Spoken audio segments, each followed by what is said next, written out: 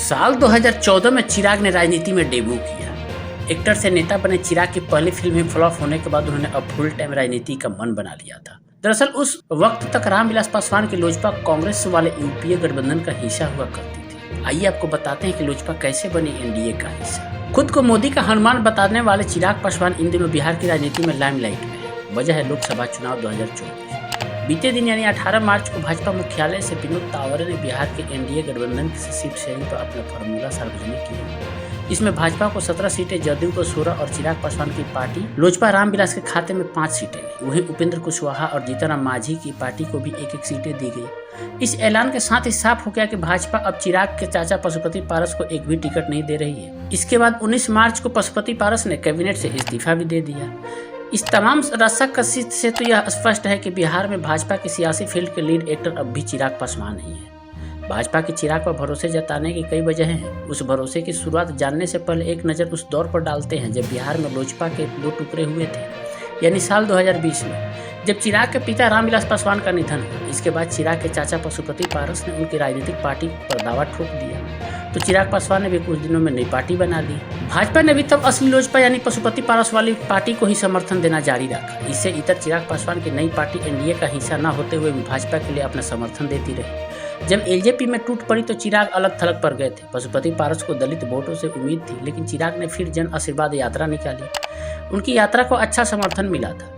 अपनी इस यात्रा के दौरान चिराग ने खुद को अपने पिता रामविलास पासवान का असली राजनीतिक उत्तराधिकारी बताया, जबकि पार्टी तोड़ने वालों को विश्वासघाती कहा। इसके साथ ही चिराग पासवान ने एक अनोखा काम भी किया। भाजपा के खिलाफ उन्होंने कभी कुछ नहीं बोला। चिराग पासवान एनडीए से बाहर होते हुए भी खुद को प्रधानमंत्री नरेंद्र मोदी का हनुमान बताते रहे, यानी मोदी की तुलना प्रभु राम से करते हुए चिराग पासवान ने खुद को उनका सेवक हनुमान बताया। इसके बाद चिराग पासवान दोबारा एनडीए में आ गए और आते ही उन्होंने सबसे पहले हाजीपुर सीट पर अपना दावा ठोका। लेकिन यहाँ गौर करने वाली बात यह है कि भाजपा ने इस बार पशुपति पारस को दरकिनार कर चिराग पासवान पर भरोसा जताया है। इसकी एक बड़ी वजह शायद 2024 की वो चर्चा भी हो सकती है, जिसमें चिराग पासवान ने ही अपने पिता को एनडीए में शामिल होने के लिए मनाया था। पुरानी मीडिया रिपोर्ट्स की माने तो एक समय चिराग पासवान ने ही अपने पिता रामविलास पासवान को यह कहकर एनडीए में शामिल होने के लिए मनाया था कि कांग्रेस और राहुल गांधी ने पर्याप्त सम्मान नहीं देते। साल 2014 में चिराग ने राजनीति में डेब्यू किया। एक्टर से नेता बने चिराग की पहली फिल्म ही फ्लॉप होने के बाद उन्होंने अब फुल टाइम राजनीति का मन बना लिया था।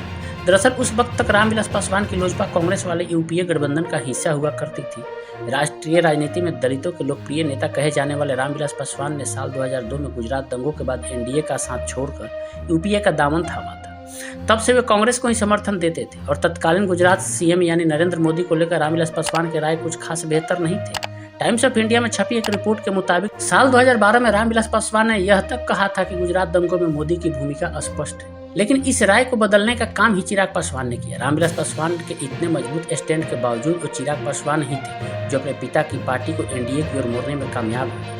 इसके बाद एनडीए ने पूरी ताकत के साथ सत्ता में वापसी की और चिराग पासवान पहली बार बिहार की जमुई सीट से सांसद बने। खुद रामविलास पासवान साल 2014 में चुनाव जीतकर केंद्रीय मंत्री बने और एलजेपी के 6 नेता सांसद बनकर दिल्ली पहुंचे। एनडीए के साथ जाने की बात मानकर एलजेपी को जो कुछ हासिल हुआ उसे चिराग की धाक जम गई। एक इंटरव्यू में रामविलास पासवान ने बताया था, एनडीए में जाना मेरा डिसीजन नहीं था, ये चिराग का फैसला था। चिराग ने राहुल गांधी को 10 बार फोन किया कि हमको कितनी सीट देंगे, इस पर बैठकर बात कर लेते हैं, लेकिन राहुल गांधी ने कोई रिस्पॉन्स नहीं दिया था। तो एक दिन उसने रात में मुझसे बताया कि ये सभी हमें इतना नजरअंदाज कर रहे हैं, बाद में क्या करेंगे। चिराग की यही लाइन सुनकर रामविलास पासवान ने यूपीए छोड़ने और एनडीए में शामिल होने का मन बनाया था। यही से एक एक्टर के राजनीतिक बनने की शुरुआत हुई, जो कि अब बिहार एनडीए में लीड एक्टर की भूमिका में दिख रहे हैं। रामविलास पासवान के बिहार की राजनीति के लिए तब से इतने महत्वपूर्ण हैं जब उन्होंने साल 1977 में अपने हाजीपुर सीट पर अनोखा रिकॉर्ड बना दिया था। साल 1969 से राजनीति में सक्रिय रामविलास को पूरे देश ने तब जाना था जब 1977 के चुनाव में रामविलास पासवान ने जनता पार्टी के टिकट पर चुनाव लड़ा था। उस चुनाव में उन्होंने कांग्रेस उम्मीदवार को 4.25 लाख वोटों के अंतर से हरा दिया था। ये पहली बार था जब किसी नेता ने इतनी बड़ी जीत हासिल की थी। ये जीत इतनी बड़ी थी कि उनका नाम गिनीज बुक में भी दर्ज किया गया था। इसके बाद हाजीपुर सीट पर रामविलास पासवान का दबदबा बन गया। 1984 और 2009 का चुनाव छोड़कर वो बाकी सभी चुनावों में यहाँ से जीते। वो यहाँ से 9 बार सांसद रहे। आखिरी बार रामविलास पासवान ने 2014 में यहाँ से लोकसभा चुनाव लड़ा। इसके बाद वो राज्यसभा में चले गए। 2019 में उनके छोटे भाई पशुपति पारस यहाँ से सांसद बने। लेकिन इस बार यानी 2024 में एनडीए ने पशुपति पारस की जगह रामविलास पासवान के बेटे चिराग पासवान पर ही भरोसा जताया है और हाजीपुर सीट उन्हीं की पार्टी यानी लोजपा रामविलास को दी है।